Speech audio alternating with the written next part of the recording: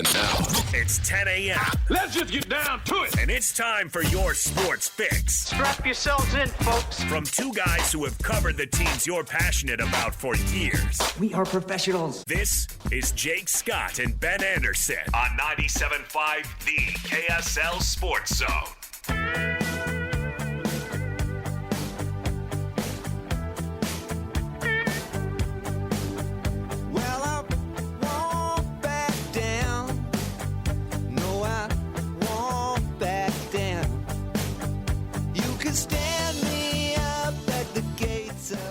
Jacob Ben, 97.5 The KSL Sports Zone. Jake Scott, Ben Anderson. Though Ben not here today. Ben is on vacation. Did he did he tell you where he's going, Christian? Is he what's he doing? Is he going to the desert to do ayahuasca or something? What is he doing? Ben, I think, is on some sort of journey like some that. I think he was going journey. hiking in Peru with the shaman. He's got to get himself back centered. Yeah, one of those wacko journeys. Yeah, I think that's probably what Ben's doing. No, he's not doing that. He's taking a nice family vacation, and we wish him well. Usually, like Christian, when Lloyd takes a vacation, we just hope it rains the whole time, you know. And apparently he had a catastrophic vacation for his last one, so those bad vibes obviously worked. But with Ben, I hope he has a good time. Some people deserve a good break. Yeah, right. Some people do. I don't know about Patrick Kinahan. Hey, good to see you, pal. But yeah, I hope Ben has a really nice time. He's got a vacation in his story and his kids. I think his parents are going too, so they're doing the whole family thing. So Ben's going to be gone today and tomorrow, but I believe he's going to be back on Monday, if I'm not wrong. All right, well, on the show today, it should be a good one. We'll talk basketball. We'll talk Gordon Hayward retiring. We're going to talk some BYU football as camp opened. Mitch Harper is going to join us, hopefully coming up here momentarily. Of course, he covers the Cougs for KSLSports.com. And he was very, very busy yesterday as camp opens. He's got a bunch of stuff up at KSLSports.com, and you should absolutely check it all out. So we're going to talk to Mitch coming up here shortly. And then at the top of the 11 o'clock hour, very excited to talk to my guy and yours, the voice of the Utah State Aggies, Scott Gerrard, is going to join the show at the top of the 11 o'clock hour as Utah State gets things underway today. And Hans and Scotty are going to be live from Utah State football camp coming up for their show today. So Scotty's going to jump on with us when he's, I believe, going to be Bluetoothing it on his way up the canyon. Don't speed in that town outside of that canyon. I can never remember what it is. Manaway. Thank you, Christian. Never speed through Manaway. Don't do it. They'll pull you over every time. So take it easy, Scotty G. Probably he may drive that canyon more than any other human currently. That's Scotty G's canyon. He knows every square inch. Could probably drive it in his sleep, and is going to be joining us coming up at the top of the 11 o'clock hour. A lot going on at Utah State. So we'll get the long and the short of it with Scotty G coming up at the top of the 11 o'clock hour. Did you consume any Olympics yesterday, Christian? Everybody seems to be all bent out of shape about Jimmer. Yeah, I mean, like the first game happened, and you could say, okay, he's on the wrong side of 30. Maybe he's a little rusty. And then the second game comes around, and it's still a bit of a disappointment. And then he gets injured on top of that. I didn't watch that one, but I did watch the tail end of USA versus South Sudan in the 5-on-5 basketball. I got to tell you, I'm having a little Olympic fatigue. It gets old fast. Yeah. And caring about 3-on-3 basketball was a real tall order for me in the first place. I don't know. The fact that it's an event is kind of bothersome, honestly. But I'll get back on it. The track and field gets started on that stuff. Get a little jolt. I'll get back into the Olympics, but I got to admit, having a little fatigue. But we are going to be right about Team USA because after all, you were on my side, Christian, right? About Team USA basketball. That they're going to win gold? Yeah. Yeah. I don't see a scenario in which they don't. I mean, barring injuries or something like that. I mean, we saw yesterday anybody can lead this team on any given night. Anybody. Everybody was talking about, if Kevin Durant shows up. It's like they got a team full of Kevin Durants. Are you kidding? Gonna mop the floor with these other teams. And if they lose, it's always their own fault. And they rarely ever lose. But yet the narrative, and it was driving me nuts going into this Olympics, was at the same time somehow this is the best team ever assembled. And then on the other side, these same people, including Ben Anderson, were saying, well, man, they likely lose. I think they barely stand a chance. I think it's just so interesting that they have the luxury of sitting Joel Embiid or sitting Jason Tatum for a whole game, not even bringing him off the bench. That's why that was a dumb controversy when Jason Tatum didn't play. It's like he's on a super team and they're sit it out. Don't worry about it. They're so deep that if anybody actually does give them a run for their money, then they can pull Joel off the bench. Right. They're not going to only play 10 guys in the gold medal round. No, they have the luxury. And by the way, do you really want to burn it out at the Olympics? I mean, Steve Kerr doesn't want to go back to the league and talk to his fellow coaches about how he burn out their guys during the Olympics. I mean, they're going to it was laughable. But yet these narratives always come up because people love the drama of the TV show. There may be a chance. No. Not in basketball. There certainly is not a chance. And I told Ben this. I mean, it's like everybody's talking about the rest of the world is catching up, which is true. But it's not like they're almost there. Like not even close. Even, a lot of the top stars in the NBA absolutely are foreign-born guys, but they come from these tiny countries that are going to, throw Nikola Jokic out there, and Nikola Jokic is awesome. But what does guy 4 look like, or guy 5, or heaven forbid, down the bench a little bit, 6, 7, 8? It's like Jason Tatum, take the night off. You have that luxury. Good word, Christian, luxury. All right, so we'll talk some Olympics too, but let's talk BYU football. Let me bring up KSLSports.com really quick and bring up the BYU page to give our next guest a real compliment. All right, we're up to 7 written stories within the last 19 hours. From my guy, he covers the Cougs for KSLSports.com, and he's joining us now from a doctor's office because his fingers are bandaged. And he's getting hydration, I'm told, from all this typing that he's done. He is our friend Mitch Harper. What's up, Mitch?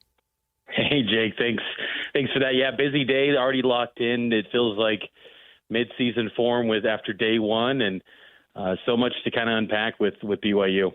You know what I think that is? I think your productivity, Mitch, and you're a productive guy, don't get me wrong, but I think that's the dam breaking with the dry off season of football. You know what I mean? Mitch has been searching for stories diligently for the entire off season, which is way difficult. And now all of a sudden camp's here and Mitch is like, hooray! And it results in like 15 stories.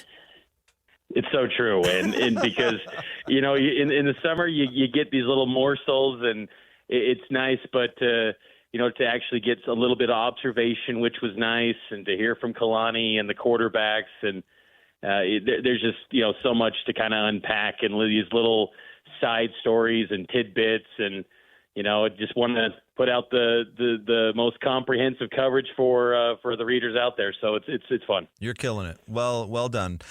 So out of all this stuff, what do you want to lead with, Mitch? I feel like, what's number one story to you? Well, I think the linebacker spot with Ben Bywater officially announcing his medical retirement, Kalani kind of hinted at the possibility of Big 12 Media Day to me when I was talking to him about it. And, he said the term time will tell, but noted it was a devastating injury. And, in retrospect, when they added Che Bryant-Strother from UCLA and designated him a former defensive end, edge rusher type as an inside linebacker, it was kind of an underrated sign back in May that they were kind of getting an insurance valve, if you will, by getting him and Ben Bywater done for his BYU football career. And it's unfortunate, because, he put in a lot of time and effort to compete at the highest level and opted to come back with his, COVID senior season this year, and it just doesn't work out. And, he was pretty emotional at practice. I kind of talked to him to the side, and, he was holding back tears, and, it just, you put in a lot of work to get to that level, and then to have it taken away, it's really unfortunate. But, the good news for BYU is that they do have options at that middle linebacker spot. I think they're going to be okay. But that was a bit of a letdown moment, or like emotional moment for BYU to see one of their players, top players, officially be done with college football. Oh man, because he is really good. I mean, that is too bad because he's really good, and BYU's had a long line, as you know, of really great players at that particular position, and so obviously that's a tough part. That's the tough part, and you're right. That probably was the biggest news yesterday from one shoulder to another, Mitch, and that was probably an inappropriate transition. But Gerry Bohanon, he says he's good to go with his injured shoulder that's bothered him for the past couple of years. That was noteworthy, and the first media observation snaps that we saw with the split team portion of practice, Gerry Bohanon was with the first team offense, and that doesn't necessarily mean that he's the starter later this month when they take on Southern Illinois in 30 days. But,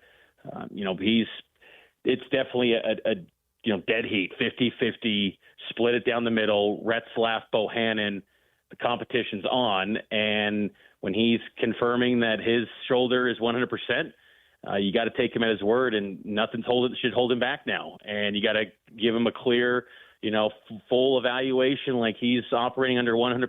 Whereas in spring ball, it always felt that it was just an incomplete grade because he just never looked at full strength. You could just tell by the way he was throwing the football, and it was a little bit underthrown. And but the fact that he was still right there with Jake Retzlaff in the top two quarterbacks, this coaching staff clearly wants to see Bohanon at his best, the quarterback that they saw in 2021 when he was at Baylor and helped lead the Bears to a Big 12 title. So, you would almost feel like after day one, it's leaning towards Bohanon, but as the starter against Southern Illinois. But Retzlaff's right there, and he was leading the second team offense yesterday during the team portions. It's funny. I would read into it, Mitch, and just me of him getting to work with Bohanon, getting to work with the ones as. He's got to be the guy they want to see the most, right? Because they know the least about. I mean, they know what Retzlaff's all about. They know what he brings to the table. I mean, he started 4 games last year. They know, they're good. They know what he's all about. I got to imagine that they really, want to see so they can evaluate what's going on with Bohanon. That's how I'd read into it. No question, and I think it's a fair assessment. And Bohanon was someone that Aaron Roderick has really liked for a couple of years since that Baylor game in 2021 that I referenced. I mean, they wanted him in the 2022 transfer portal cycle, but Bohanon wasn't interested in that because Jaron Hall was in the program and he wanted to be a starter, and he went to USF, and that didn't work out, and now he works his way back to BYU. And Bohanon has really embraced BYU. It's, in the summertime, he talked to him and he said, asked him about, the BYU experience, if there's anything that's maybe caught him off guard. And he feels that, the stereotypes of BYU on the outside just aren't true. Like, he's really leading into, the environment at BYU. The coaches are high on his leadership, and that's been a kind of a common trait of all the coaches he's worked with, Dave Aranda, Jeff Scott when he was at USF, and Alex Golish last year at USF. Like, they've all just given high praise to his character. And, he's been a value add to the locker room at BYU, which is, helped in kind of shaping that culture that Kalani always talks about in his locker room. But he's got to produce. And, both these quarterbacks are in a spot where, at the ceiling, you're probably saying 6 or 7 wins at best. And in that spot, to me, you maybe lean the younger guy in Jake Retzlaff. But, Bohanon, I think you're right. They do want to get a real clear read on who he is as that first-team signal caller and make their evaluation. I really believe this is a battle that probably rages on until game week against Southern Illinois, because you just want to get every data point possible if you're Kalani and Aaron Roderick to really get this thing right. I mean, yeah, you can turn to the second, third, fourth guys if you need to, but ideally you just want that first one to work. And so I think they're going to take their time and get a clear evaluation. But Bohanon was the first-team quarterback yesterday. I'm curious to what they are saying about the offensive line, and then I'd like to get your opinion. But I'm curious as to what they are saying. That was such a fail, in my opinion, last year, and a really big part of the struggles of the offense, and it needs to get fixed this year. And I'm curious what they're saying about that unit in specific getting better, and then I'm curious to your opinion on if we'll see that come to fruition. They're saying a lot of high praise for TJ Woods, the new offensive line coach, and a lot of that is centered around the term accountability. That was missing last year with, Daryl Funk as the offensive line coach, and it showed. BYU played poorly on the offensive line, and last year's group was far more talented than this one, but the chemistry, the coaching might be a little bit better with this group. Now, I think the starting 5 is solid. I think your best offensive lineman is Waylon Lop-Waho in the interior at left guard. Braden Keim could be an NFL lineman because he's kind of a freaky athlete. He's got a background where he was once a tight end, and he's worked his way into being an offensive lineman. Kind of think of Blake Freeland in many respects, but just limited snaps. If Keim considered the NFL this past winter, but comes back with his COVID year. And that was kind of an underrated addition. We saw him in his first snaps yesterday because he didn't play in spring ball due to a thumb injury. Those are your top 2 guys. I would Connor Pay too, and he's the leader of the group. He's kind of the vocal guy that makes it all go, and he's at his natural position at center. Last year through the first 5 games, he was at guard, and that just did not work. Paul Miley was there at center. They then switched it at the TCU game, but it was too little too late, and BYU was just always playing catch-up to get that chemistry right on the O-line. The big wild card in this offensive line, and I think he looks impressive physically. He's shed some weight. He looks like he's in the best shape of his career, is Caleb Etienne. Last year, he struggled mightily, and to the point where you could kind of point a lot of the issues with Etienne because they expected so much from him to step in and be a star at right tackle. That never materialized last year. I think this year he's going to be a lot better. He could be a guy that, plays left tackle. He could play guard. He could do a lot of different things on that O-line, but he's the key piece. If BYU is going to be a productive offensive line, Etienne's got to be the star that he's shown signs of. I mean, he started 13 games at Oklahoma State 2 years ago. He's got to be that guy again at BYU, and we'll see. But they got to figure out who's going to be the starting right guard. That's the most noteworthy competition on that O-line. But the other 4 guys seem to be pretty set at the moment. Do you expect improvement from the defense going into year 2 under Jay Hill? I do. I think my bold take is this defense has the potential to be a top 4 defense in the Big 12. BYU could win some games this year, and I think they're better equipped by winning a rock fight potentially. And I think this is a tough group. I think, some of the players yesterday were giving high praise the defensive line. Look, you can talk about it right now with this group, but we've heard that so many years under Kalani. They got to prove it in games. So they're not going to be anointed in camp, nor should they. But they do have options with Batty returning. He's the headliner at defensive end. Zay Banya, earned some praise from some teammates yesterday, and he's a guy that I think's got to take a massive step forward. Really not as much production as you wanted from that outside edge spot coming in from Boise State. Logan Latui from Weber State, a third-year guy. He's earned some buzz as a maybe second-team defensive end that BYU is going to have in that rotation. The interior of the defensive line is much better, and I think they've got the potential to generate a pass rush from the interior with John Nelson, Blake Mangelson, David Latu, Luke Tuamalatai, who had a sack yesterday on McKay Hillstead, at least whistled down a sack. That's going to be a pretty good group, I believe. They got to stay healthy. The depth's still a little thin. So, again, health is of the utmost importance for that group. But I like the options, and I still like the options at linebacker even without Bywater. Jack Kelly should be one of the stars, I think, of this team, honestly. I mean, he had 11 sacks a season ago at Weber State. He's got all the potential in the world. He's already a first-team linebacker for BYU. He's going to be one of the key cogs in Jay Hill's defense, and he already knows what this defense is and what to expect out of a Jay Hill defense. So I like this D. I just think that they've got to stay healthy. That's going to be critical because the top end of it's a pretty good group. 12 different uniform combinations, Mitch. I mean, heaven forbid they repeat something. Is this out of hand yet? I personally, as someone who likes the content game, I'm okay with it because more content is just better. I enjoy that. I think it's fun. I don't ever like the comment of that it's going to be an advantage in recruiting. That was just a myth. I mean, yes, it's nice to have good gear and whatnot, but to say you're going to have 40 different combos means you're going to get recruits. No, that's not the case. But I think it's just fun. I think it's just kind of like a fun thing that the players they're the ones that pick the combos for every game, so they like it. And it's Kalani. It's kind of like a little glimpse into just Kalani. Truly makes it a player's program. Now he's going to be the leader of it all, and he's going to lay down the hammer when he needs to.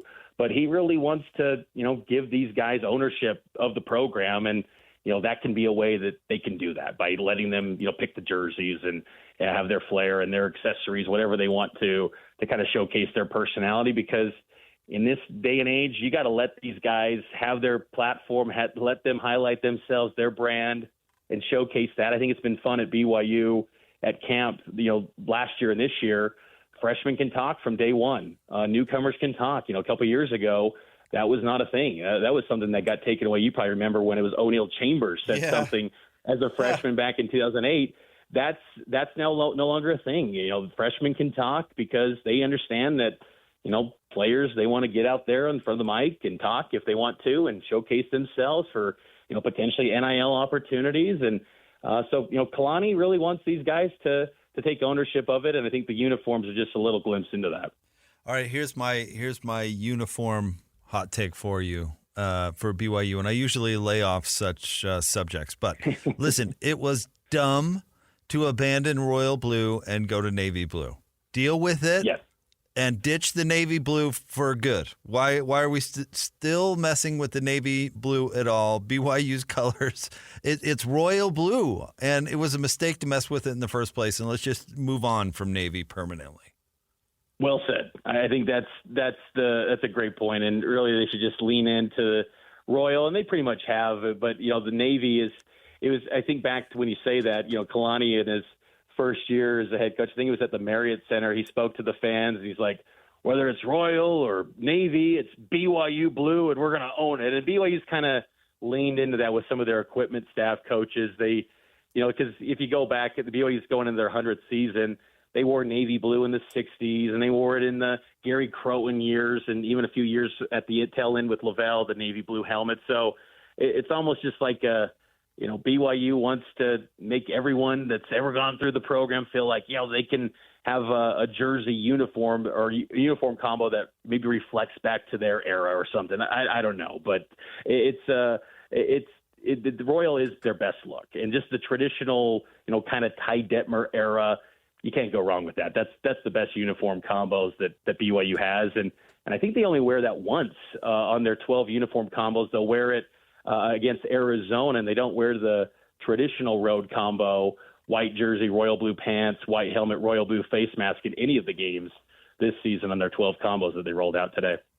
Vi Sikahema may have had one of the best lines I've ever heard, and this is going a long time ago. I was producing during the Gerry Croton era, and we had Vi on, and he said, "We take Utah State's colors, and then we started playing like them."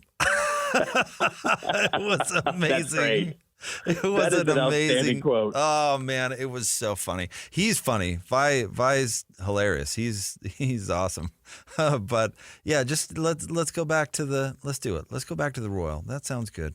Give us a little tease of your coverage today, Mitch. What are you going down and what are you going to be sniffing around about? So today, no access, unfortunately. But I will. Lame. Yeah.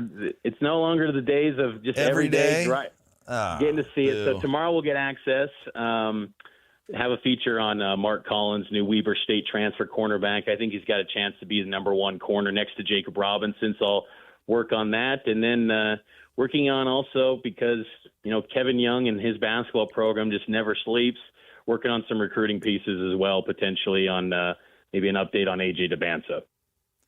Mitch says there's no access, but that just means he's going to be in a tall tree somewhere with his binoculars, making sure to bring the news first to KSLSports.com.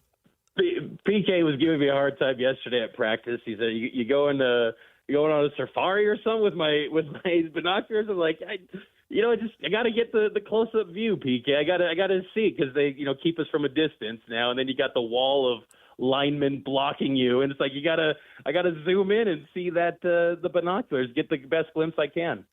I've always said this: the coaches have way too high of an opinion of the media as far as their capability of knowing what they're looking at, if that makes any sense. That they think that there's somebody's going to mentally dissect the play and take it immediately to rival university and report on me. And it's like, no, we're just a bunch of bozos who are trying to see if you throw good.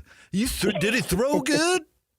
But yeah, I'm not breaking all the splits. Maybe someone like Hands gets in there, he's breaking it down like that. But yeah, I mean, we're we picked up things over the years with the football nuances, but still, when you watch it live and at field level too, it's difficult. It always reminds me too, when I'm at practice on field level, you just go, it's a tough view to kind of make those in-game adjustments if you're a head coach, just to see it from the field. I always love that just higher up view. Ideally, I like being on the balcony at the student athlete building to watch practice, because then you can get kind of the all 22 look. But it's tough on field level to really kind of hone in, what they ran exactly here. But you pick up some trends and you kind of see some tendencies a little bit. I get distracted because there's literally 200 people on the field, maybe more. And I always I think the backup punter is picking his nose over there. He's really going for it. I just, it's impossible to watch everything. But Mitch, you do a great job, and we appreciate you. And thanks for coming on the show, buddy. I appreciate it. You bet, Jake. Take care. The great Mitch Harper covers the Cougs for KSLSports.com. And like I mentioned, he has a ton of stuff up right now at KSLSports.com, all about camp. Check it all out. And thanks to Mitch for jumping on with us. Scotty G will be on with us at the top of the 11 o'clock hour as Utah State gets camps underway. College football, it's back. Camps are here, which means fall is right around the corner, which is wild. It feels like summer just started.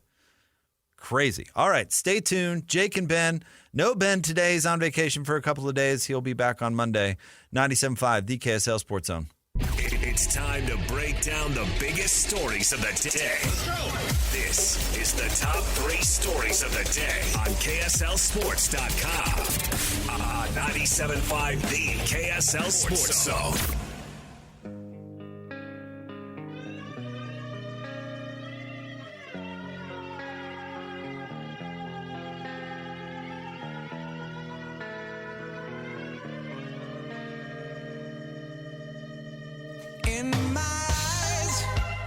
Jacob Ben, 97.5, the KSL Sports Zone. Time for the top 3 stories of the day at KSLSports.com. Brought to you by J. Brooks Jewelers. 2 locations to serve you. One on Winchester Street across from Fashion Place Mall, the other at Traverse Mountain in Lehigh. All right, Christian, where do you want to start today? Number 1, Jazz legend Gordon Hayward announced his retirement today after 14 seasons in the NBA. Legend. Jazz legend. Christian, is that true? First of all, I thought it was extremely appropriate that Gordon Hayward announced his retirement with the wordiest statement you've ever seen in your entire life. I mean, this thing is a darn novel. Because the way he wanted... Christian, I don't know. How old were you when Gordon Hayward left? What year was it 2017?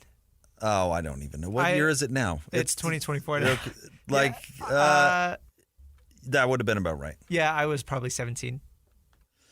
So the day was July 4th because I was at a barbecue. You ruined everybody's holiday. And then, I was at a barbecue, and then Chris Haynes, who was working for ESPN at the time, broke the news that Gordon Hayward was signing with the Boston Celtics. Broke it wide open. Scotty G, who will join us at 11, put up the bat signal, Christian, that said, "Staff of the Zone, come together for a special show on July 4th about Gordon Hayward leaving." Well, then everybody tried to put that news back in the bottle by saying, "Oh, no decision has been made yet. That's fake news." It basically screamed fake news.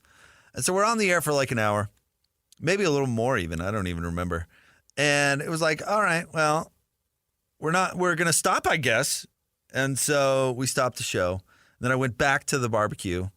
And then I get a phone call, whatever it was, an hour later, it's a bat signal goes back up.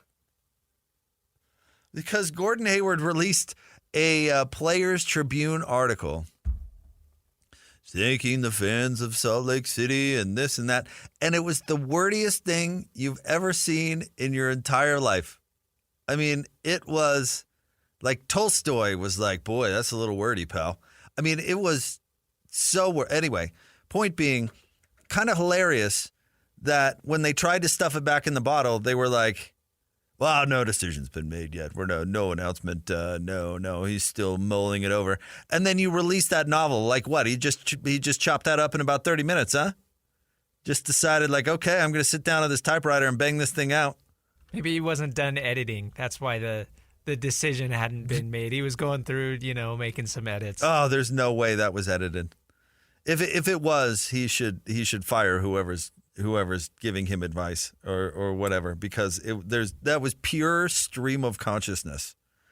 His retirement announcement was crazy wordy, but I don't know. He's an interesting player who have an interesting legacy here because he was good, and he was one of those players that truly develops. He wasn't good when he got here. He was a young string beanie kid, and he was good in college, but he did not have an NBA game, and he developed that here.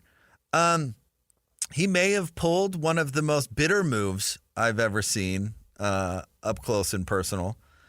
The Jazz, Dennis Lindsey tried to lowball him for his second contract, his rookie extension. Gordon Hayward wanted a max extension. Dennis Lindsey didn't want to give it to him. Derek Favors had signed an extension the year before that was extraordinarily team-friendly. That was one of the funnier press conferences I've ever seen. I've never seen a front office just bend over backwards to thank an agent before. Like, oh, his agent, this agent is amazing. He's just talking about how crazy amazing his agent was. And it's like, yeah, because he agreed to everything you wanted. Of course you love that agent. But anyway, Gordon Hayward's agent, Mark Bartelstein, did not do the same thing. He played hardball, wanted that max extension. The Jazz said, all right, go out and earn it. You're a restricted free agent. Go talk to other teams. And he did. And predictably, he got a max offer from another team. The Charlotte, I don't know if they were the Bobcats at the time or the Hornets, but anyway, the Charlotte franchise. And the Jazz predictably matched. But that just meant that Gordon Hayward was going to spend the next 3 years plotting the demise of the Utah Jazz, or plotting his revenge for them not believing in him, which is crazy, and ended up not only leaving certainly without signaling to the franchise that he was leaving. Now, should they have seen it coming? Probably. But did not communicate that with them at all. Left them holding the bag, a playoff team that just won a round against the Clippers in 7 games. I mean, this was the fruit of the rebuild. Years had gone by, and this was it. And the best player leaves the franchise flat. And here's the most bitter move. Boston could have traded. It could have been a sign-and trade technically, and Boston could have traded their cap space to the Jazz in the form of a trade exception. It would have cost them nothing. Miami did it with LeBron going, Cleveland going to Miami when LeBron left and went there. Chicago gave the Jazz a trade exception when Carlos Boozer left as a free agent, which they in turn used to trade for Al Jefferson. I mean, it seems little compensation for your best player leaving in free agency, but it is something, and most players do it because, like, okay, I feel bad I'm leaving, so I might as well give you something. And Gordon Hayward refused, or Boston did, I'm sure at his behest, but to even do that, which is crazy, that it would just be such a bitter thing. And then, you know, he got hurt 5 minutes into his first game. It's one of the craziest things, and was never even close to the same player after that. Injured throughout his career. I mean, he was a net negative for Oklahoma City after they traded for him last year. I mean, this is not only is it time, but this is probably him getting word from the league, like, you're not going to sign your next deal. And he probably shouldn't have signed his last deal, the one he signed with Charlotte, because he fleeced MJ again. It's just funny how, I mean, like you said, he was homegrown. He developed into an all-star here in Salt Lake City. He quickly became a fan favorite. But at the end of the day, he left such a bitter taste in Jazz fans' mouths that it's like, oh, yeah, Gordon Hayward retired. Like, wow, cool. What could have been, right? So, and honestly, the front office with Dennis and others, I don't know when Justin Zanuck got here. In memory serves, I think he was here. But they were fortunate, and I say fortunate because it's not all luck, but there is some luck in there. They were fortunate to draft Donovan Mitchell, who fit perfectly into the role they needed him to fit, and they didn't even skip a beat, making the playoffs and winning around the next year. So it ended up not being, I think, as much of a wound. I think Gordon Hayward would be even less popular around here had Donovan Mitchell not just stepped in and been, we're good to go. Don't worry about it. And exceeded Gordon Hayward. I think him leaving would have been a lot more controversial. But he did ruin a 4th of July for the whole staff. Thanks a lot. What's the next? whole state. The whole state, really. Everybody. Jazz Nation. It's like, thanks. Just want to light off some fireworks and eat a hot dog. And now I'm angry. All right. What's number 2? Number 2, Jake, it's already here. NFL preseason begins tonight. And who's starting at quarterback? We want to play that clip? Yeah, so Tyson Bagent, I'm not sure how to say it. It but doesn't matter. He's the starting quarterback tonight for Chicago. He played a couple games last year, but this is a clip from him. They asked him about the Bears didn't bring in any competition for a backup quarterback, and this is what he had to say earlier in the week. I didn't really think too much about it. I was too busy grinding my absolute face off in the off season. But whatever they were going to do, that's completely up to them. I can't control that. But, I was just excited to come back. Whoever was going to be in the QB room was going to be in the QB room. Nothing was going to change on my end though. Like you said, it feels good to know that they have some, they have confidence in me. Grinding his absolute face off. Sure. You know what's funny? Like, Jordan Love signs that big deal with the Packers, and they obviously approach drafting and developing quarterbacks different than most of the league. And most of the league, they draft a quarterback in the first round, and they're absolutely forced to play him. And so the Bears draft fingernails, Caleb Williams, and he's not going to play tonight. Now, listen, rookie quarterbacks need every second that they could possibly get on the field.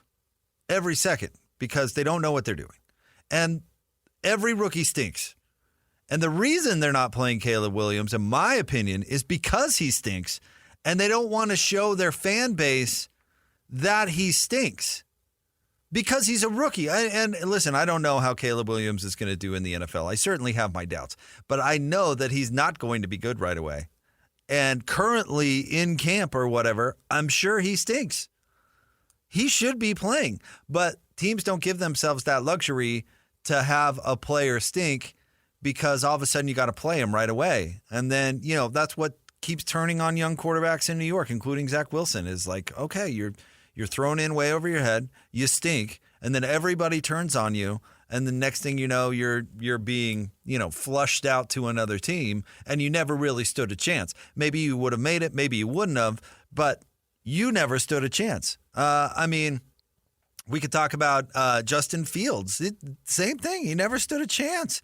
And now he's fighting Rusty Wilson in Pittsburgh, which we've got to talk about later because that's pretty hilarious, honestly.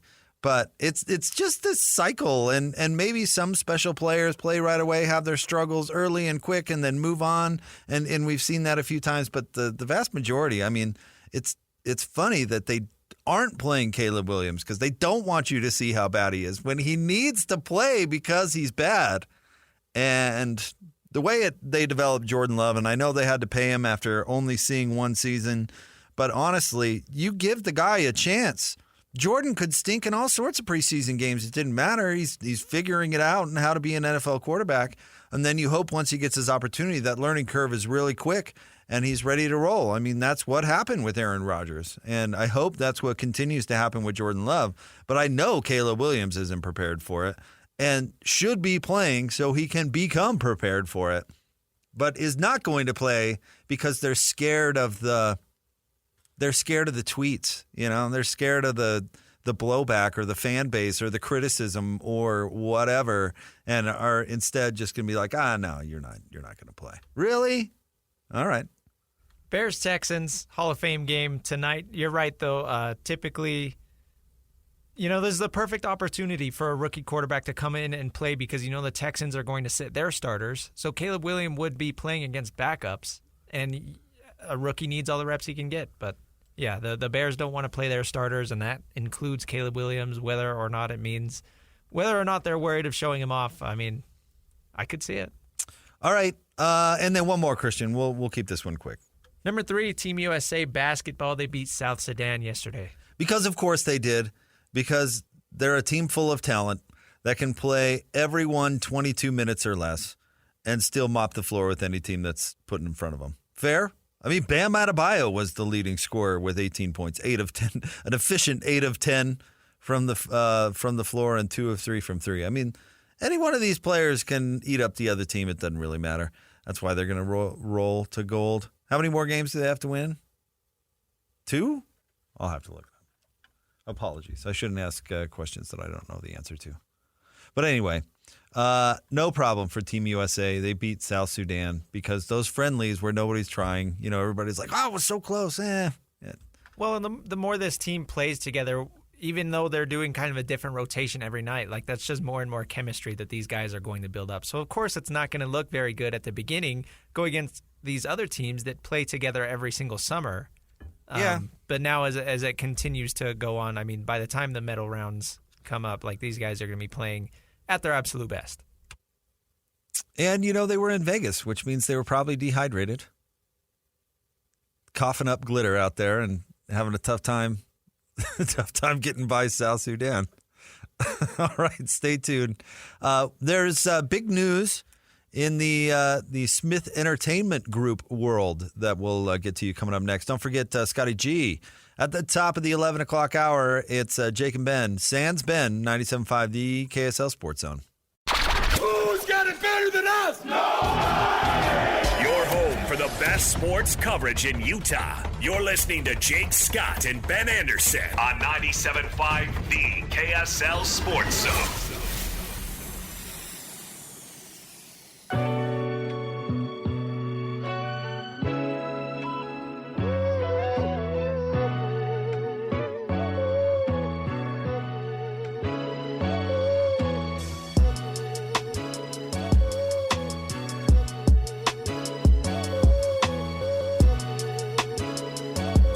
Jake and Ben, 97.5, the KSL Sports Zone. Want to remind you about Peach Doors and Windows. Amazing home transformations begin with Peach, where 5-star reviews are the norm. Call them today for your free in-home estimate, 801-566-1255. Peach Doors and Windows.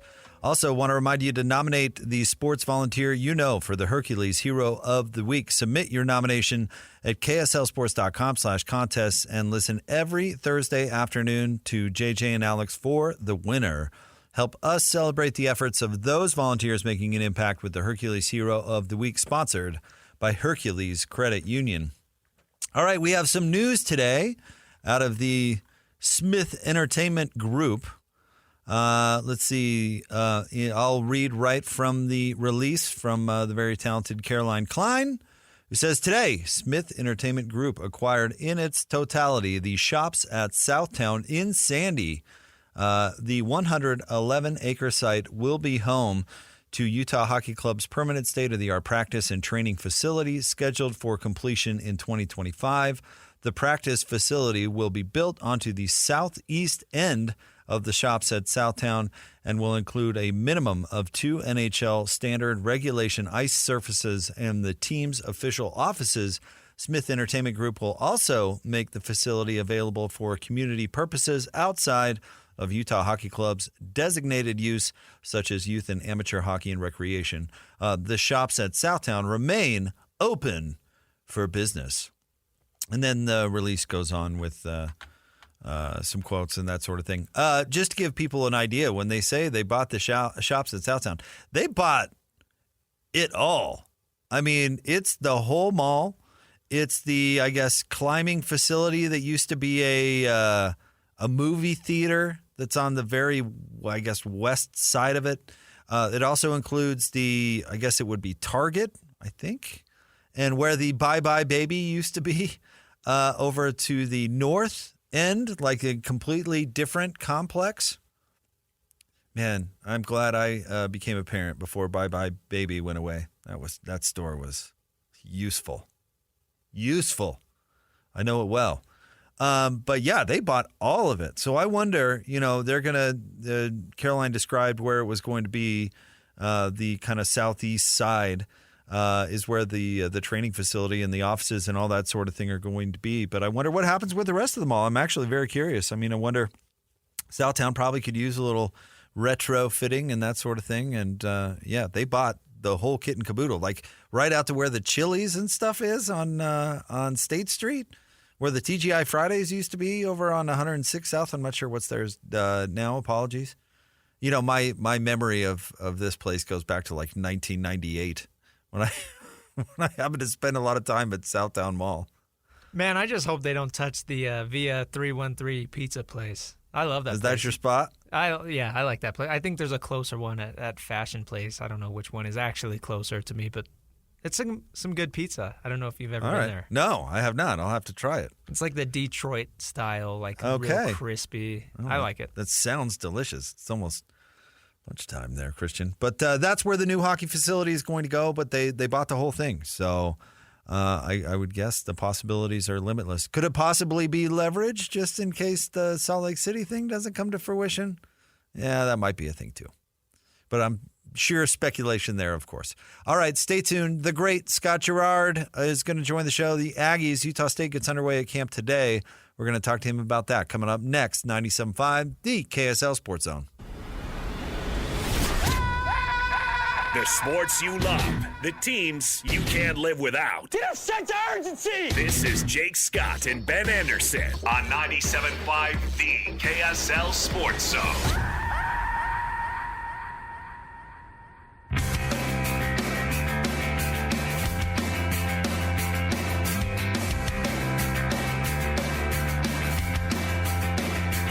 I said settle down, everything is fine. Take your eyes off the floor. She said no, I'm not. Jake and Ben, 97.5, the KSL Sports Zone. Jake Scott, Ben Anderson. Ben is vacationing. He'll be gone today and tomorrow, but he will be back on Monday. We hope he's having a great time. Hey, that was fun during the break. We got a visit from the two newest members of the team at KSLSports.com coming into studio and saying hello. Steve Bartle, who's going to be covering the Utes for KSLSports.com.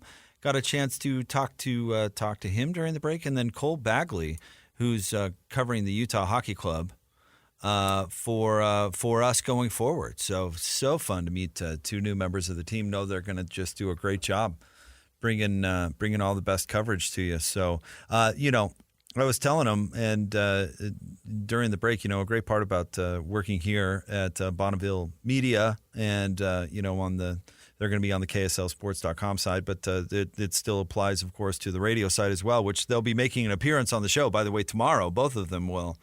But it's nice here. They give a lot of freedom to make the coverage unique and what you feel is best for the people out there consuming it. And I'm sure that Steve and Cole are going to do a great job with the Ute and the hockey beats. So excited about those two. And like I said, they're going to be on coming up tomorrow. Coach Tim Lacombe will be on tomorrow too. So we will be jam-packed and very busy. But I'm very curious to hear what Steve has to say about the opening of Ute Camp and what's going on up there. And then Cole jumping right in, covering this first season and how the transition up to Salt Lake has gone and what he plans, both of them really, what they have planned for their beats and their coverage at KSLSports.com. So super excited about those two guys and what they have in store for us to come. What's going on with Scotty? He's in the canyon, or he's just he's ducking us, or what's the deal? He's standing us up? I hope he's not ducking us, man. Are we getting big timed? We might be getting big timed by Scotty G. By Scotty G? I mean, come on. Like, there's reception in that canyon, right? Yeah. Yeah. See, Christian. That's your part of the state. Yeah, my parents live up there, up in the Mantua part of town. Manaway or Mantua? Manaway, yeah. That's where your folks live? Yeah. That town that just shakes down motorists? That's how they fund their government? Yep. That's all right. I don't blame them. If I had a small town on the freeway where there was just like a main freeway in between one place and another and people were going 110 through my town, I'd probably be pretty bent about it. Yeah, go ahead and pull those guys over. I can't remember what the town is in central Utah, but it's one of those tiny towns that has a highway running through it or whatever. But they just park a old empty cop car that just sits there all day. I think there's a dummy in it. On the side of the road, and makes everybody slow down who doesn't know. I wish I could remember the town. Somebody tell me. Somebody tweet me at Jake Scott Zone. Send me an X. And maybe Scotty, if it were on the other way, like on the way to Idaho, he would probably know. But anyway, joining us now, just outside of Manaway, Utah, the one and only Scott Gerrard. What's going on, Scotty G? Hey, how you doing? Have you ever gotten a ticket going through Manaway? Christian's folks live up there. Did you know that? I did not. Mantua. Nice. Manaway? Is it really Mantua? No, it's Manaway. It just quit messing with me. No, I have not gotten a ticket. I've been pulled over a couple times, but I've been able to avoid it. The RoboCop has not gotten me.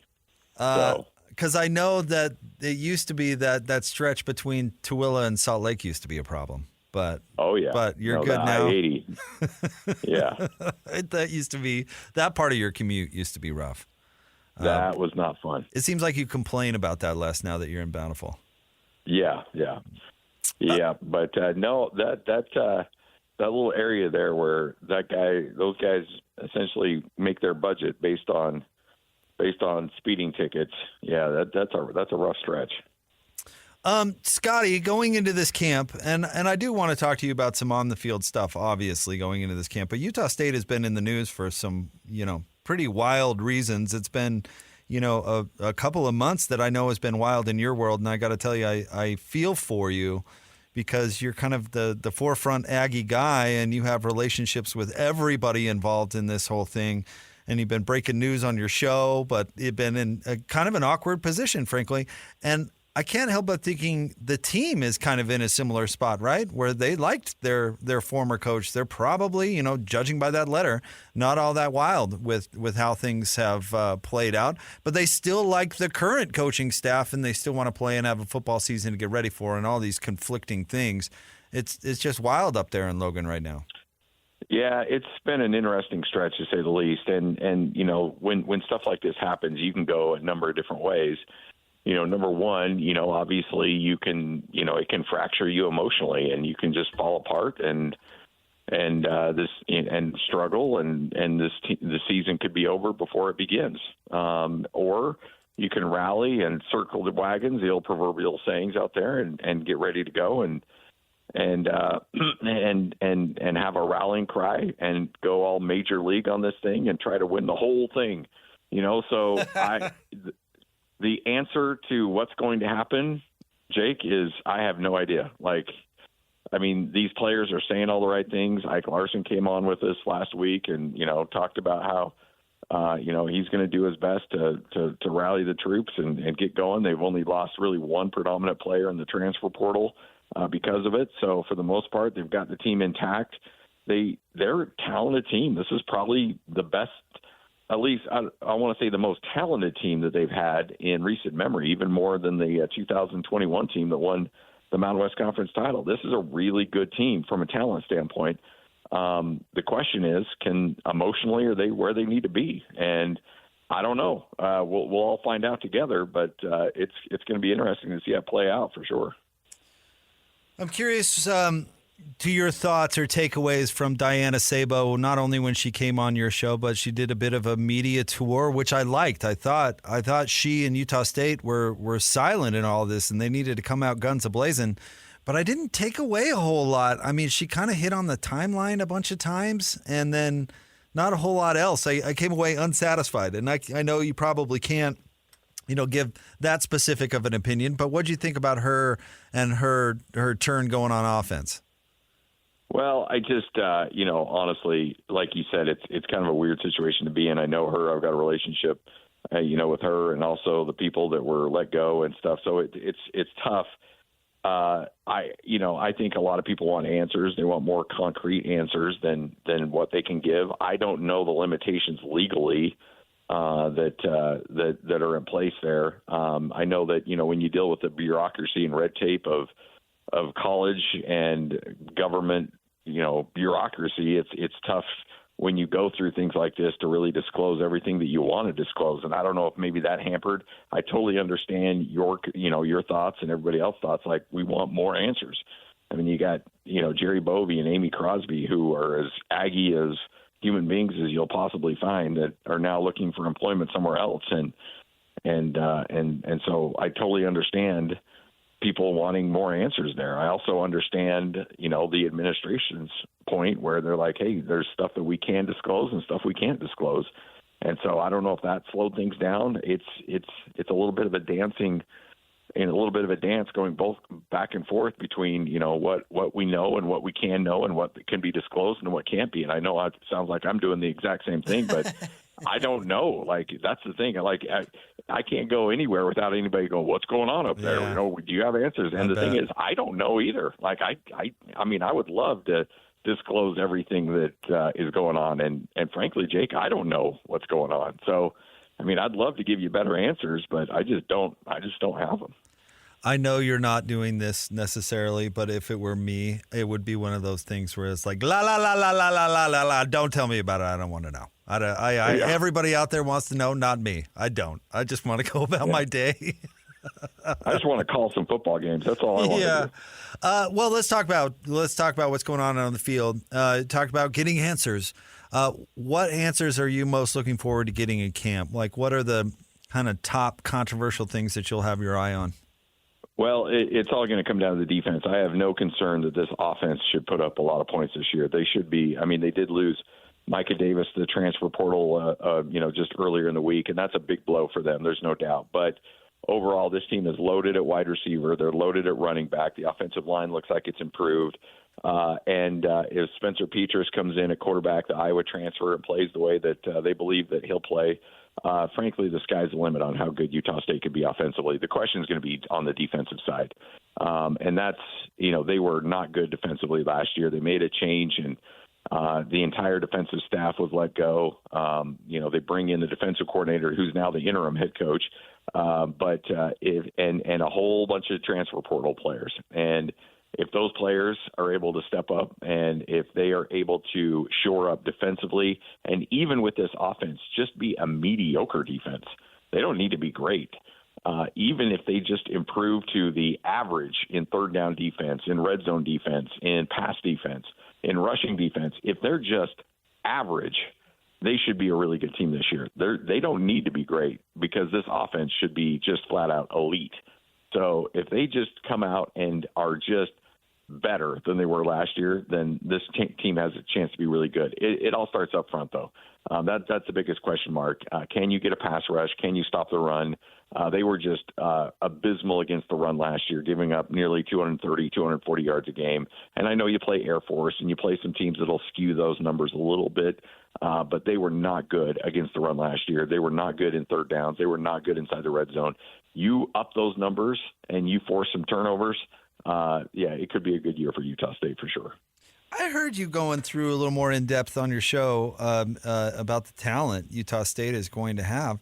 How on earth did they keep all these guys here, Scotty? How much Gosner cheese had to be spread around to keep these athletes in Logan? It's pretty amazing. A lot of Gosner cheese, a lot of Aggie ice cream. Seriously? There were a lot.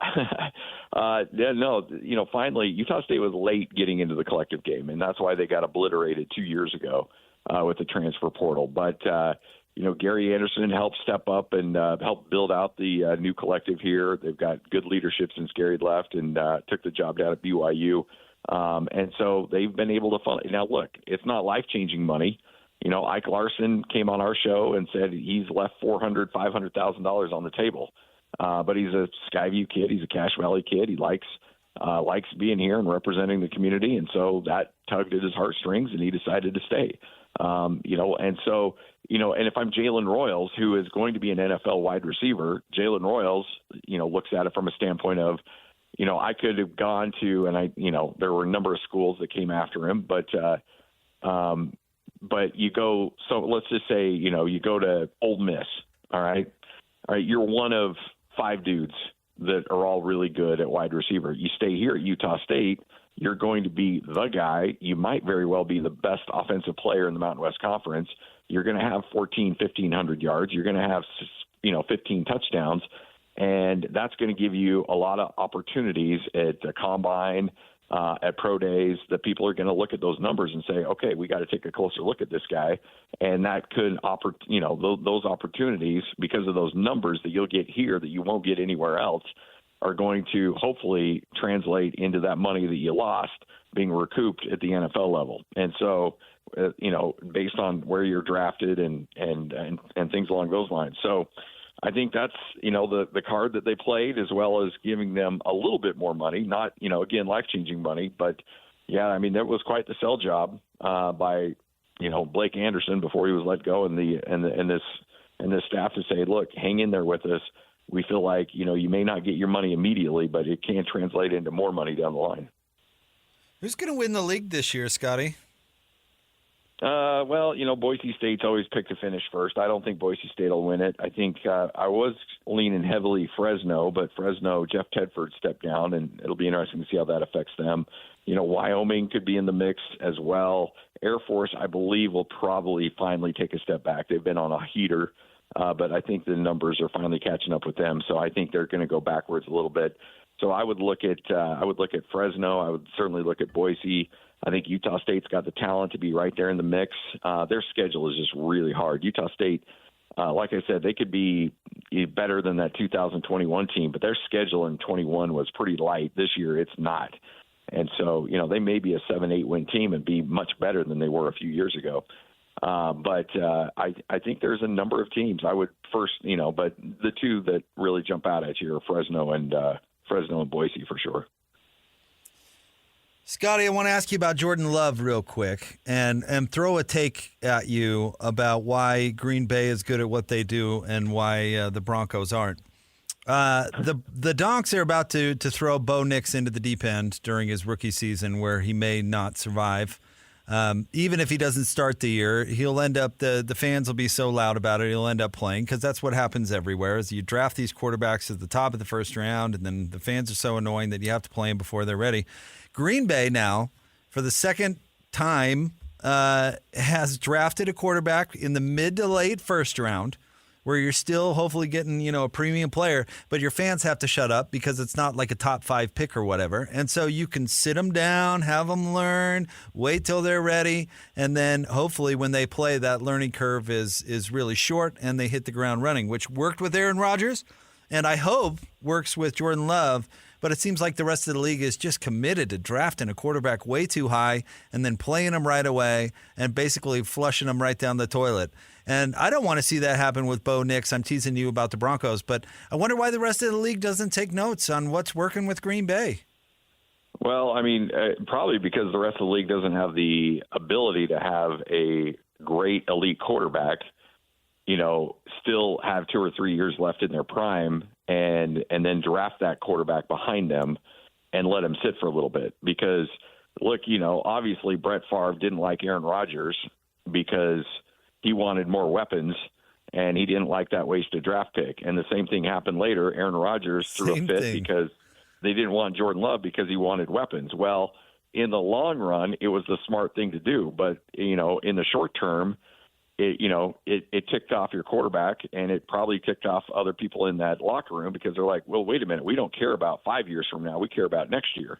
And I don't think there's a lot of GMs out there that play the long game like Green Bay does and realizing, okay, you know what, here's a guy that we feel like can be a generational quarterback that can hold down this job for 10 or 12 years and take us to Super Bowls and take us and earn Pro Bowls and lock down that position. But we're going to draft him earlier than we normally have to. A lot of people are so reactionary, they wait until they don't have a quarterback before they make that pick. Whereas Green Bay, they do it when they do have the starting quarterback, so they do have that luxury.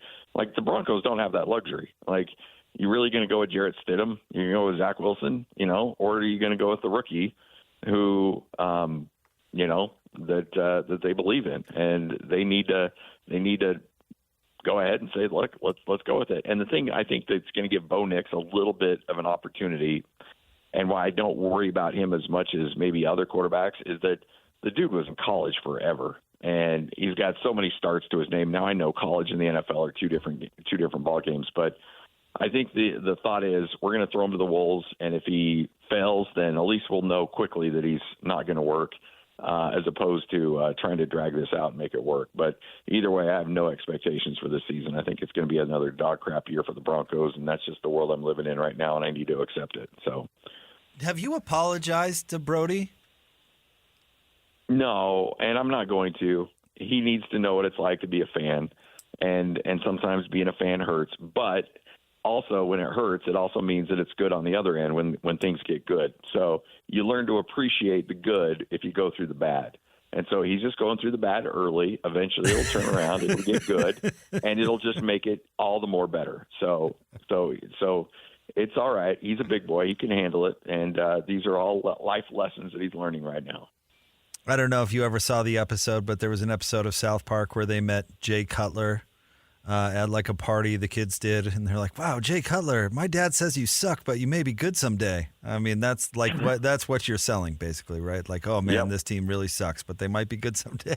But they might be good. They might be good, but they won't be good this year. No, it's going to be another rough year.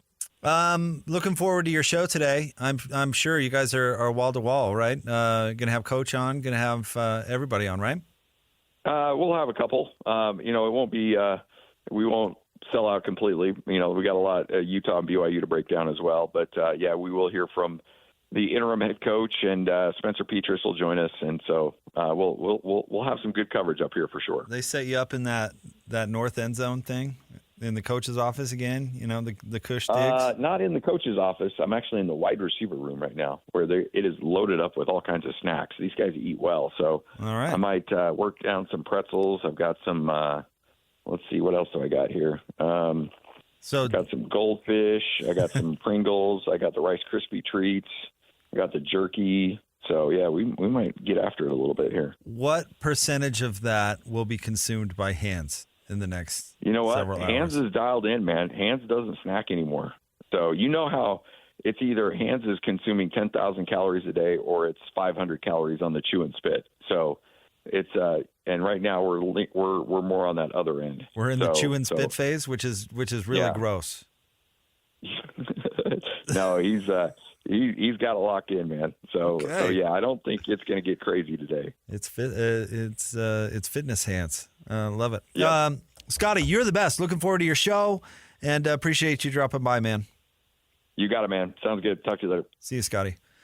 Scotty G, the one and only, the play-by-play voice of the Utah State Aggies, and of course, co-host of Hanson, Scotty G, from noon to 3 right here on this fine station. They'll be broadcasting live from the wide receivers room, apparently, in Logan at Utah State Football Camp. All right, stay tuned. We'll have more coming up next. It's Jake and Ben, 97.5, the KSL Sports Zone. Whether it's the Jazz, Utes, Cougars, or Aggies, these guys have got you covered. Time to eat, fellas. You're locked on to Jake Scott and Ben Anderson. 1, 2, 3, move it. On 97.5, the KSL Sports Zone.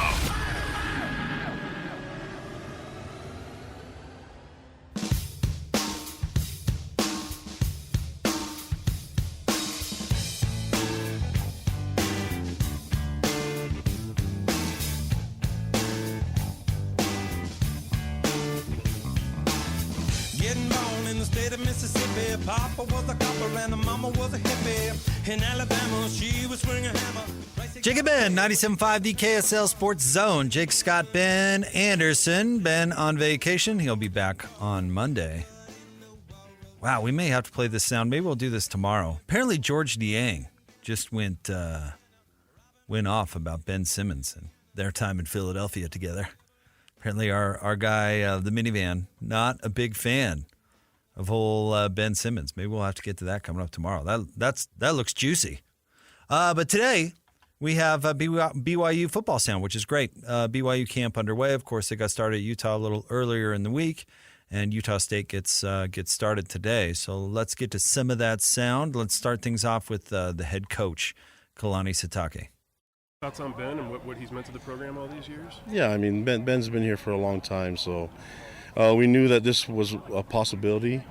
We were hopeful that he could get back and be ready for us to play. I'm sure he told you guys, but it's just too risky. And as much as I would love him to play for us this year, and he would love to do that, it's just not worth the risk. He's got a future in life and possibly in football too. So the timing doesn't work out that well, and I'm just thankful that he's what he's done for us. And I mean, he's just going to transition to a different role. But you heard from the guys; they still love him. He's a big part of the team, so he's a leader, a captain for us. We're going to need him in a different way. But it's a good thing he's still working with our backers and mentoring them and bringing them along the way, because he knows this place and he's put a lot of investment here. So I think it's important to him that we have success. He said to us, "Don't cry because I'm gone. Cry because I was here." That kind of just epitomizes a student athlete to me. Somebody who left it all out there.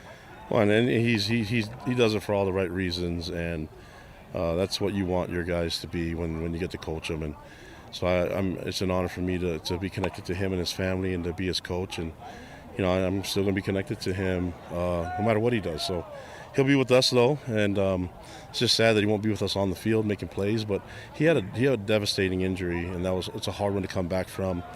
And we're in a time now where we can see the risks, compared to when I played even. So I think it's important that we do what's best for him and his future. And I think he'd be willing to sacrifice all of it. But we all thought that when we were in our 20s, So I think he's going to transition and move on. And we'll see if he can still. There's still a small chance that he can still play football again. So we'll have to see how the recovery goes. But at this time, it was not going to be able to do that with him right now. But he'll transition to a different role. Kalani, when you look at the quarterbacks, realistically, what's kind of the time frame of when you want to settle who's going to be QB1, QB2, and kind of have that figured out in camp?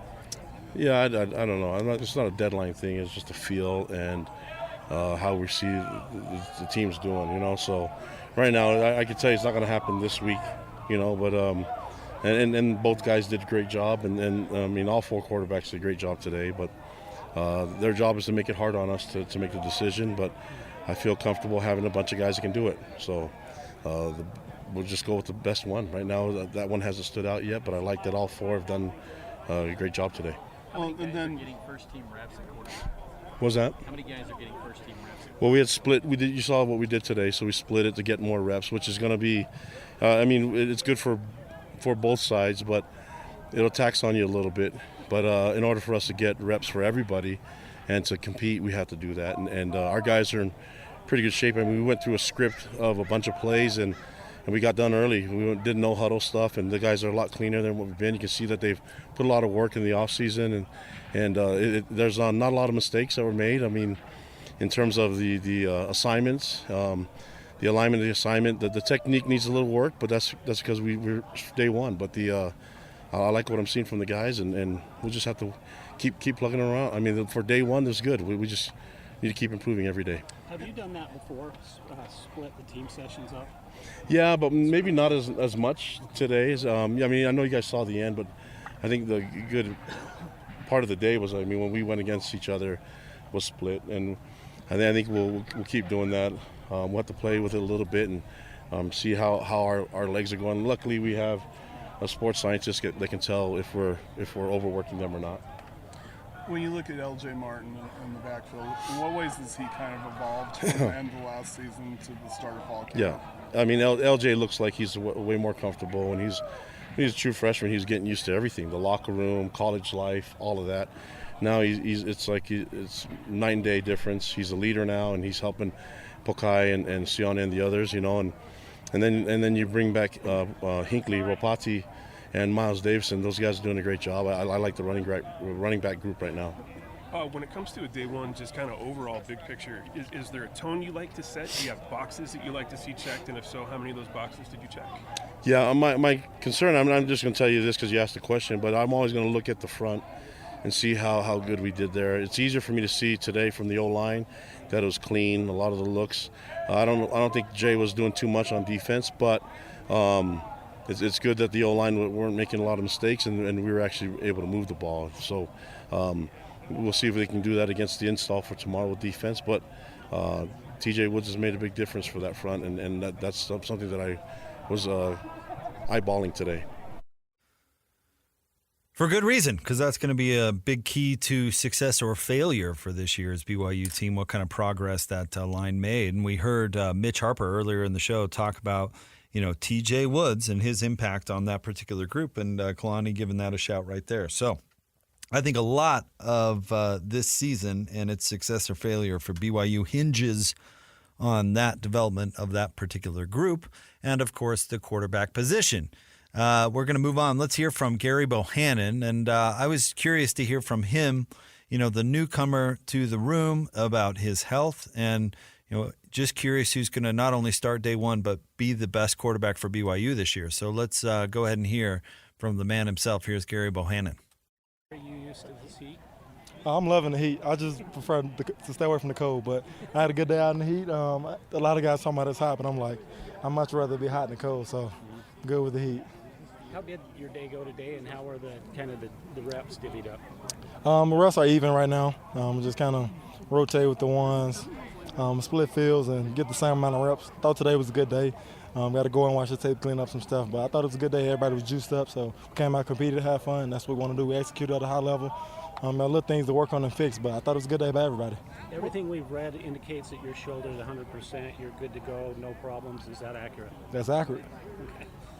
What stands out about BYU's offense compared to some of the other schemes you've run in previous places you've played? I want to say that it's balanced. We could go out there and put up 50 to win. We can take in overtime and put up 21 points to win. The run game's good. We kind of do some of everything and try to exploit the ball to all of our weapons. So I think that's one of the things that really complement this offense is the explosiveness, the run ability, everything about it. The play action is very open. So I think that's one of the things that stands out.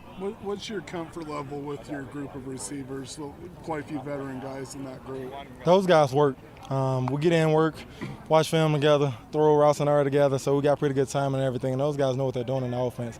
They're hungry to learn, hungry to compete, and get out there and work. So I think everybody's doing a really, really good job right now. In your past stops, have you done this split team thing for team sessions? Yes, I have done it before. I think it's a huge benefit because everybody gets to get quite a bit of reps, and you don't have everybody out here in the heat too long, and everybody get plenty of reps. So I think it's really good to do it that way. Your Gerry, what are some of your objectives, and what do you feel like the offensive objectives need to be for fall camp? I think we just have to continue to get better up front, continue to improve the run game, the down the field game, just kind of understand what we're trying to do within every play. For me, it's just about continue to take in the offense, come out here, rep it, execute at a high level, take care of the ball, take what the defense gives me, and just continue to lead the guys. That's all you want to do. I mean, get out there and do that, and you can move the ball and dominate at a high level. Have you gotten to the point where you don't have to think anymore? It's more instinct? Oh, it's just reaction right now. It's just reacting. So just spend time with that family, getting the reps over summer. Man, everybody knows learning the offense, it takes some time to just really just know it. So now I'm at a good point where I can just get out there and react to whatever the defense does.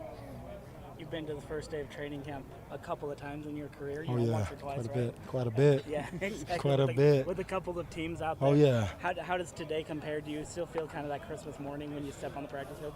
Dude, once you love it, it's Christmas morning every day. So I would like to say it's just good to be out here. Last year I wasn't able to be out here, so it's just really, really good to be back. I mean, good to get out here and compete, have fun, and just do what you love, do what you've been growing up doing. So I thought it was a fun day. You talked in spring a little bit about shaking off some rust and getting back into the swing of things, like riding a bike, I think was the word. Like riding a bike. You feel like the bike's there? Like that bike pedaling right now. Good chains, it's oiled up. Good tires, the tires fresh, the tires pumped up, so the bike rolling good. What are your impressions of L.J. Martin in the backfield? He had a big role as a true freshman. This second year in the program, what does he bring to the running attack? He's a powerful running back. He can do some of it all. I mean, to get a young guy like that to play as a freshman, that's a big up for him because he get to get those reps, go ahead and get him on his belt, kind of get a feel for the college level and the way that the speed of the game goes. So that just brings a lot to the table. He works hard. He talks. He's a guy that everybody loves. He's going to get out here and work. That's all you want in the guy. And he gets out here, all of them get out there and compete. They compete in the weight room, compete in the classroom, compete in the film room, compete at eating. Wherever we're out there competing, so you like to see that. There's been an emphasis on the run game. You know, A-Rod's talked about it, talking to Jake about how it's an 11-man deal. Mm-hmm. A lot of times, from an observer's perspective, if the quarterback's not running the ball, he's doing is handing it off. What else is the role of a quarterback to help that run game be successful when he's not carrying it? Not carrying, I mean, you can pull defenders out. Once you run the ball a couple of times as a quarterback, they have to respect it. They have to keep a guy backside looking for you. That might hold a guy to lead up to that cutback being able to hit for 30, 40 yards down the field because that guy respected the quarterback carrying out his fake. So it's big on our part to just carry out our fakes and hold guys when we don't have the ball. Because once you get one, I mean, now they're like, okay, we got to watch this guy now, and that opens up the run game. So as big as a part of the running back play, we play the same role. You've had success in the Big 12 back when you were with Baylor. What have you drawn from that experience to try and help your teammates this year, especially after they came off of a tough first season in the league? Well, since I've been here, I've been talking to the guys. You watch the Big 12, every year is somebody different winning it. There's no dominant Alabama, no dominant Georgia that comes in, you expect them to win it every year. Typically, whoever they predict, they're wrong. It's an open conference, so I like to let the guys know every weekend we got to come in and work.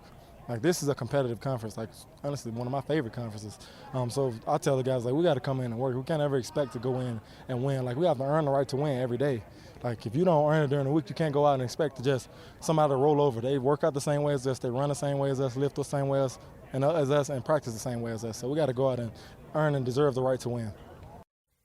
That is new BYU quarterback Gerry Bohanon. Sounds like he's adjusting to things there in Provo quite nicely. Likes the heat, doesn't like the cold. Said everybody's complaining about it being hot. I'd rather have it hot than cold. Well, it's going to get a little cold in November, maybe. Hang in there, Gerry. It gets hot here, but it's not that hot, and I think that's something a lot of Utahns don't realize, like, compared to, he played in Baylor. Like, I'm sure the humidity heat is, yeah, that's a lot different. So here we have it quite nicely. It's like people who complain about traffic here. It's like, well, we don't really have traffic problems. You know what I mean? No, hey, the Four Seasons is why part of the reason I love it here. Yeah, it doesn't get too hot. We're all good. All right, stay tuned. We wrap up the show. Coming up next, Jake and Ben, 97.5, the KSL Sports Zone. Who's got it better than us? Nobody! Your home for the best sports coverage in Utah. You're listening to Jake Scott and Ben Anderson on 97.5, the KSL Sports Zone. Two amigos on the airwaves, talking sports. They got it made, Jake's and also loves his tie-dye. Ben's got style with his scarves. Oh my.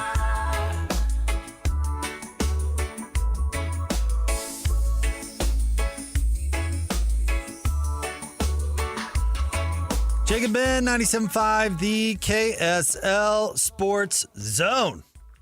This segment brought to you by Peach Doors and Windows. Amazing home transformations begin with Peach Doors and Windows, where 5-star reviews are the norm. Call them today for your free in-home estimate, 801-566-1255. Playing that song, Ben has style with his scarves. He also notoriously refuses to wear shorts. If Ben went to the beach for his vacation, Christian, do you think he shows up on the beach in jeans and a scarf? Yeah, probably the skinny jeans, Skinny jeans and a scarf. You're walking down the San Diego beach. I don't know the name of the biggest beach there, but you're looking down the line and you see one guy in a scarf and skinny jeans, and that's Ben Anderson. Hey, Ben. Yeah, that's that guy. Pants everywhere and scarves, even if he's going to the beach. Real quick, I don't know if you happened to see this yesterday, Christian. I'm sure you did. There was a fight. Playground fight, if you get that joke. There was a fight at Pittsburgh Steelers camp yesterday, and it was between the quarterbacks, Justin Fields and Rusty Wilson. Was it? Yeah. I saw the fight, but I never know. I mean, there's so much crap out there on Twitter. People make up. Yeah, maybe this is fake news. Just to ruffle some feathers, because that would be so funny if they fought, right? Let's see here. We can Wilson, blah, blah, blah. Fellow quarterback Justin Fields re-entered the huddle before the next play, reclaiming what so far in camp has been his role, taking the bulk of the first team snaps.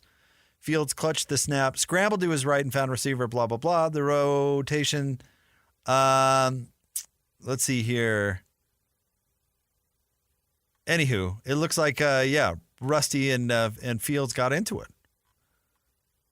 But I just want to know, because there was a rumor out there, and again, you're right, the internet, who knows what to believe, right? But that Fields called him the most expensive backup in the league. And I don't usually defend Rusty Wilson, but like, if you're going to say something like that, don't you also have to be good? Yeah. Shouldn't that be it? Don't you? If you're going to lob that out there, I mean, Justin, I'd rather hear that from like a rookie who's trying to take the vet's job, because at least they don't have a track record. Also, Russell Wilson, keep in mind, you're making the vet minimum right now because your last team willingly ate $40 million in a dead cap just to cut you. Just for you to... Well, he's probably a little embarrassed by that. Right. Little embarrassed. Throwing rocks from a glass house. Yeah. He's insecure. I mean, that's apparent. If he loses out on the job to Justin Fields, then he really does stink. He really, really has lost it. I don't believe that let Russ cook was ever a thing, but it's certainly not a thing if he gets beat out by Justin Fields. No, I do think I think he fits with the Steelers and their new offensive coordinator. I'm spacing his name, but he was with Atlanta where they ran the ball like 40 times a game. So that'll work. Yeah, just hand it off. Right. How do you do? Just turn around and hand it off. Just do that. But yeah, how about that? Russell Wilson. Boy, he goes into Denver and he throws his weight around. He gets Jake Heaps in office. He's just running the show. To go from that to now he's in a position battle with Justin Fields getting in fights in camp. Literal battle. Do you think he's a dirty fighter? Oh, yeah, for sure. A guy like that? Kneecaps. Yeah, he's gouging eyes for sure. He can't lose. Got a safe face. He's married to what's her name? Sierra. Yeah. You can't lose a fight in camp if you're married to Sierra. You'll never hear the end of it. So, yeah, he's going to bite off an ear or poke an eye or do whatever he's got to do. No, what he's got to do is get the biggest guy on the team as his buddy to pull the other guy off. But there you go. Russell Wilson fighting in camp. How about that? I'm sure you know who loves it is Mike Tomlin. He's the type of guy who like there are coaches that really like fights in camp and practice and that sort of thing. Like they say they don't, but they really do. Tomlin strikes me as the type of guy who's like, yeah. Especially because it seemed like the Steelers have had no juice or fire whatsoever the last few years. So, and then one more thing we talked about, small town Utah that just posts a cop car with like a dummy in it to get people to slow down who are driving through. Our friend Colton says Levan and Gunnison both have that cop car with the dummy in it. Those sound like names for kids, like Utah names. Levan and Gunnison. Like, these are my sons. Levan and Gunnison. Yeah, it does. I've never heard of those towns. That's funny, you haven't? No. Oh, my brother's girlfriend is from Gunnison. Big prison in Gunnison. And yeah, Levan, I think it's like if you were to drive to Moab or Colorado or whatever, that direction, you end up going through Levan. It's brilliant, I'd say. Just post because I'm sure it is. You've got cars going 95 through your small town is probably hazardous. Just put a cop car there. Make everybody think like, oh. You know, even if you know it's there, you slow down because you're like, well, maybe it's real just this once. Feel a little guilty afterwards. Yeah, right. And you're like, yeah. It's I hilarious. Almost just got a ticket. You know, sometimes the best solutions are the most simple solutions. You know what I mean? Like, drivers slow down when they see cop cars. Let's just get a broken down old cop car and put it right there. It's brilliant. That's what Manaway. What were you calling it? Mantua?